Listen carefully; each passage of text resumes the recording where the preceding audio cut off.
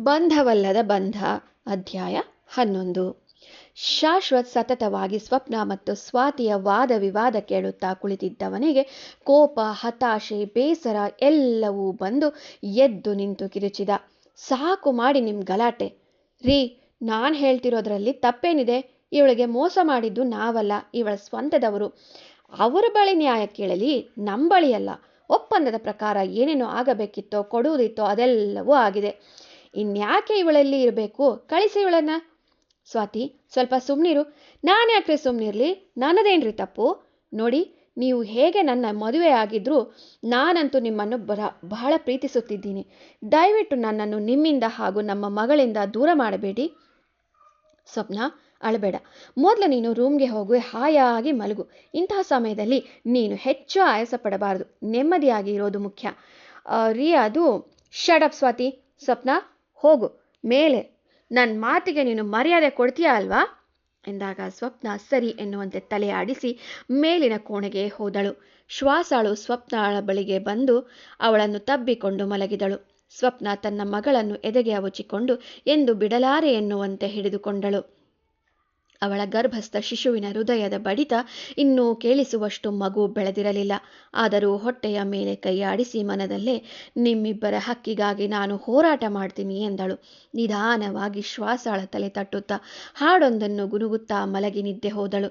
ಶಾಶ್ವತ್ ತನ್ನ ಪರವಹಿಸಿ ನಿಂತಿದ್ದು ಅವಳಲ್ಲಿ ಹೊಸ ಭರವಸೆ ಮೂಡಿಸಿತ್ತು. ರೀ, ನೀವೇನ್ರಿ ಅವಳನ್ನು ಹೊರಗಡೆ ಕಳಿಸೋದು ಬಿಟ್ಟು ಮನೆಯೊಳಗೆ ಇರಿಸಿಕೊಂಡ್ರಲ್ಲ? ನೋಡಿ, ನೀವು ಸ್ವಪ್ನನ ಎಲ್ಲೂ ಕರೆದುಕೊಂಡು ಹೋಗುವ ಹಾಗಿಲ್ಲ. ಅವಳಿಲ್ಲಿಯೇ ಇರುವವಳು. ಅವಳೀಗ ಗರ್ಭಿಣಿ. ಪದೇ ಪದೇ ಇಲ್ಲಿ ಬಂದು ಅವಳನ್ನು ಕರೆದುಕೊಂಡು ಹೋಗುವ ಹುಚ್ಚು ಸಾಹಸಕ್ಕೆ ಕೈ ಹಾಕಬೇಡಿ. ಹಾಗೊಂದು ವೇಳೆ ಕೈ ಹಾಕಿದರೆ ನಾನು ಸುಮ್ಮನಿರಲ್ಲ ಎಂದವನು ಹೊರಗಡೆಯ ದಾರಿ ಸ್ವಪ್ನಾಳ ಚಿಕ್ಕಪ್ಪ ಚಿಕ್ಕಮ್ಮನಿಗೆ ತೋರಿಸಿದ್ದ. ಅವರು ಏನಾದರಾಗಲಿ ತಮ್ಮ ಮಕ್ಕಳ ಭವಿಷ್ಯ ಸುರಕ್ಷಿತವಾಗಿರಲಿ, ಅಷ್ಟು ಸಾಕೆಂದು ನೆನೆದು ಅಲ್ಲಿಂದ ನಡೆದರು. ಶಾಶ್ವತ್ ಸ್ವಾತಿ ಎಷ್ಟೇ ಮಾತನಾಡಿಸುತ್ತಿದ್ದರೂ ಉತ್ತರ ಕೊಡದೆ ವೇಗವಾಗಿ ನಡೆದು ತನ್ನ ಕೋಣೆಗೆ ಬಂದ. ಅಲ್ಲಿ ಸ್ವಪ್ನ ಮಗುವಿನ ಜೊತೆಗೆ ಮಲಗಿದ್ದು ನೋಡಿ ತಾನು ಅವರೊಂದಿಗೆ ಮಲಗಲು ಹೋದ. ಹಿಂದೆಯೇ ಬಂದ ಸ್ವಾತಿಯ ಕಾರಣದಿಂದಾಗಿ ಹಾಗೆ ಮಾಡಲು ಆಗದೆ ಮತ್ತೊಂದು ಕೋಣೆಗೆ ಹೋದ. ಅವನ ಹಿಂದೆಯೇ ಬಂದ ಸ್ವಾತಿ ಬಾಗಿಲು ಧಡಾರನೆ ಹಾಕುತ್ತಾ, ರೀ, ನಿಮ್ಮ ಜೊತೆನೆ ನಾನು ಮಾತಾಡ್ತಿರೋದು, ನಾನು ನೋಡಿಕೊಂಡು ಮಾತನಾಡಿ ಎಂದು ಅವನನ್ನು ತನ್ನೆಡೆ ತಿರುಗಿಸಿಕೊಂಡಳು. ಏನು ಸ್ವಾತಿ ನಿಂದು? ನನ್ನನ್ನು ನೆಮ್ಮದಿಯಾಗಿ ಇರಲು ಬಿಡಲ್ಲ ಅಲ್ವಾ? ನಾನೆಲ್ರಿ ನಿಮ್ಮ ನೆಮ್ಮದಿ ಹಾಳು ಮಾಡಿದೆ? ನೀವು ನನ್ನ ನೆಮ್ಮದಿನ ಹಾಳು ಮಾಡಿದ್ದು. ಏನಂದೆ? ನಾನು ಹಾಳು ಮಾಡಿದ್ದ? ನಾನೇನು ಹಾಳು ಮಾಡಿದೆ? ಏನು ಮಾಡಿಲ್ಲ ನೀವು, ಅದನ್ನ ಕೇಳಿ ಹೇಳ್ತೀನಿ. ಅಲ್ರಿ, ಅಗ್ರಿಮೆಂಟ್ ಮುಗಿದ ಮೇಲೂ ಯಾಕ್ರಿ ಅವಳನ್ನು ಮರಿಯೊಳಗೆ ಇಟ್ಕೊಂಡ್ರಿ? ಅವಳನ್ನು ಕಳಿಸೋ ತಾನೆ? ಅಗ್ರಿಮೆಂಟ್ ಇನ್ನೂ ಮುಗಿದಿಲ್ಲ. ಕಾಂಟ್ರಾಕ್ಟ್ ಪ್ರಕಾರ ಎಲ್ಲವೂ ಆಗಿದೆ. ಆದರೆ ಇನ್ನೂ 4 ತಿಂಗಳ ಸಮಯ ಇದೆ ಅಲ್ವಾ ಸ್ವಾತಿ? ಅವಳೆಲ್ಲಿಯೇ ಇರಲಿ ಬಿಡು. ಏನ್ರಿ ಹಾಗಂದ್ರೆ? ಅದೇ ಕಾಂಟ್ರಾಕ್ಟ್ ಪ್ರಕಾರ ಅವಳು ಮಗುನ ಹೆತ್ತು ಕೊಟ್ಟಾಯಿತು. ಅದರ ಜೊತೆಗೆ 2 ವರ್ಷ ಕಳೆದೂ ಆಯಿತು. ಇನ್ನದು ನಮ್ಮ ಮಗು, ಅವಳು ಹೋಗಬೇಕು. ಈಗ ಅವಳನ್ನು ಹೇಗೆ ಕಳಿಸ್ತೀಯಾ? ಈಗ ಇನ್ನೊಂದು ಮಗುಗೆ ತಾಯಾಗ್ತಿದ್ದಾಳೆ. ಅದೂ ಅಲ್ಲದೆ ಈಗಲೂ ಅದೇ ಕಾಂಪ್ಲಿಕೇಶನ್ಸ್ ಇದೆ. ಅವಳಿಗೆ ನಮ್ಮ ಅಗತ್ಯ ಇದೆ. ಅವಳಿಗೆ ನನ್ನ ಅಗತ್ಯ ಇಲ್ಲ, ನಿಮ್ಮ ಅಗತ್ಯ ಇದೆ. ಅಂದಹಾಗೆ ನಿಮಗೂ ಕೂಡ ಅವಳ ಅಗತ್ಯ ಇದೆಯಾ?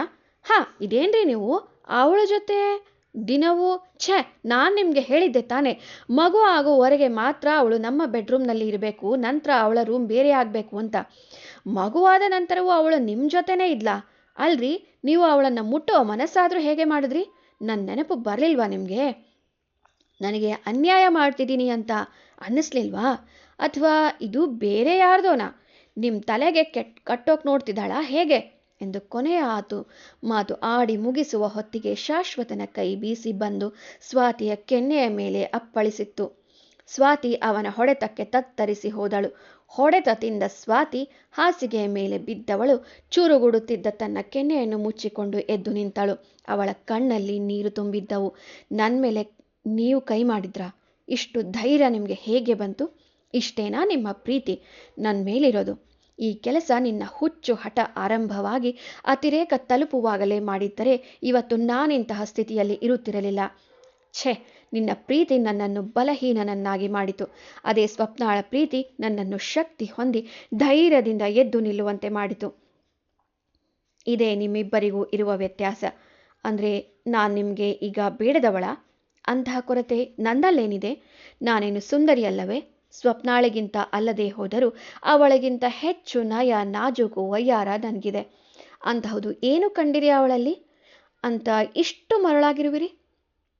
ದಯವಿಟ್ಟು ಅವಳನ್ನು ದೂರ ಮಾಡಿ ನನ್ನ ಜೊತೆ ಜೀವನ ಮಾಡಿ ಎನ್ನುತ್ತಾ ಅವನ 2 ತೋಳುಗಳನ್ನು ಹಿಡಿದುಕೊಂಡು ತನ್ನತ್ತ ತಿರುಗಿಸಿಕೊಂಡಳು ಶಾಶ್ವತ್.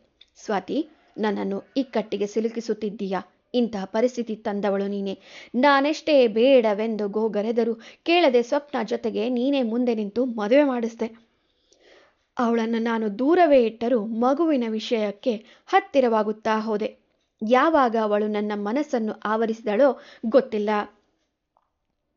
ಅವಳ ಮನದಲ್ಲಿ ನನಗೆ ಗುಡಿ ಕಟ್ಟಿ ದಿನವೂ ಪೂಜಿಸುವ ಸೇವಕಿಯಾದಳು. ನನ್ನ ಇಷ್ಟ ಕಷ್ಟ ಎಲ್ಲವನ್ನು ನಾನು ಹೇಳುವ ಮೊದಲೇ ಅರಿತು ನಡೆದಳು.